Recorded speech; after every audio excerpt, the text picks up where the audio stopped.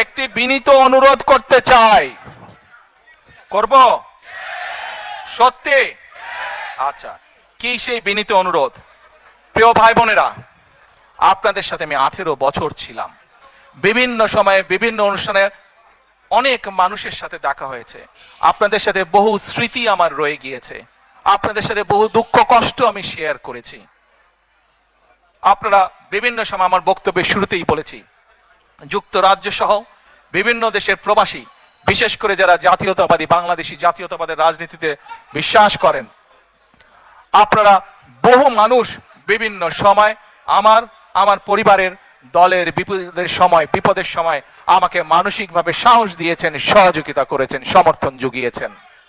আজকে বিশেষ করে লন্ডনে যারা আছেন, বিশেষ করে তোমরা যারা ইয়াং আছো, ছবি তোলার জন্য পাগল হয়ে যাচ্ছ, প্রত্যেকের কাছে আমার একটি অনুরোধ, 25 তারিখে ইনশাআল্লাহ আপনাদের দয়া আল্লাহ রহমতে আমি দেশে ফিরে যাব। কিন্তু এখানে উপস্থিত, এই ঘরে উপস্থিত প্রত্যেকটি মানুষের কাছে আমার অনুরোধ, দয়া করে কেউ আপনারা এয়ারপোর্টে সেদিন যাবেন না। দয়া করে কেউ আপনারা এয়ারপোর্টে যাবেন না আপনারা। কারণ এয়ারপোর্টে গেলে একটি হট্টগোল তৈরি হবে এবং মানুষ জানবে যে এরা সব বাংলাদেশি, এবং দেশের সুনাম নষ্ট হবে, দলের সুনাম নষ্ট হবে।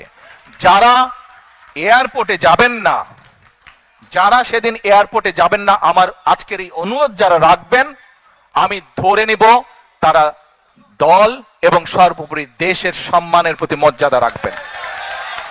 আর আমার মানা করা সত্ত্বেও, আমার অনুরোধ করার পরেও যারা যাবেন, আমি ধরে নিতে বাধ্য হব যারা ব্যক্তিগত স্বার্থের জন্য সেখানে গিয়েছেন।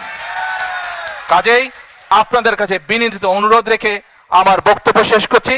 সেই 1.5 মিনিটের ভিডিওটির দেখার অনুরোধ করছি। প্রিয় ভাই বোনেরা, সকলের কাছে দোয়া চেয়ে যাচ্ছি, আপনারা দয়া করে দোয়া করবেন, দেশনেত্রী খালেদা জিয়ার জন্য দোয়া করবেন।